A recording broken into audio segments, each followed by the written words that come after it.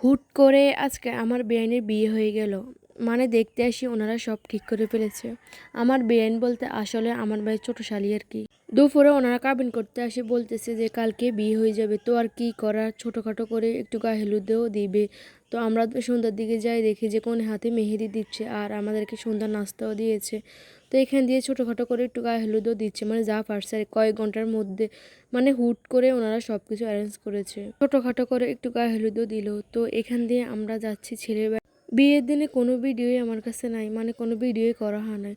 তো এটা হচ্ছে ছেলের বাড়িতে খাওয়া দাওয়া, মানে ফার্স্টের দিকে দিয়েছে পোলাও, রোস্ট, মানে যা যা বিয়েতে খাওয়া সব কিছুই দিয়েছে। বাট ওনাদের বাড়ির খাবারগুলো একটু মজা হয় নাই সত্যি বলতে, কিন্তু মেয়ের বাড়িতে খাবারগুলো অনেক মজা হয়েছে। এখানে পোলাওগুলো কেমন যেন শক্ত শক্ত ছিল, আমি খাইতে পারি নাই। মানে মুরগির মাংস ভর্তা কোনো কিছুই ভালো লাগে তো আর কি করা, ভালো না লাগলেও খেতে হবে যেহেতু আমরা বিয়েতে আসছি। তো এখানে আমি গরুর মাংসটা একটু নিলাম, গরুর মাংসটা মোটামুটি ভালো লাগছে। মানে এটাকে 10-এ ধরেন 5 দেওয়া যায়, এর বেশি দেওয়া যায় না। মানে একটু শক্ত শক্ত ছিল, মানে যা পারছি আর কি। তো এই তো এটা আমাকে দিয়েছে যে মানে বেন্ডিতে গোটা মুরগি দেয়, এ থেকে আমি একটু পেয়েছি। তো এখানে মিষ্টিটাও দিয়েছে, মিষ্টিটাও আমার কাছে ভালো লাগে না, বলবেন যে সব কিছুই ভালো লাগে নাই।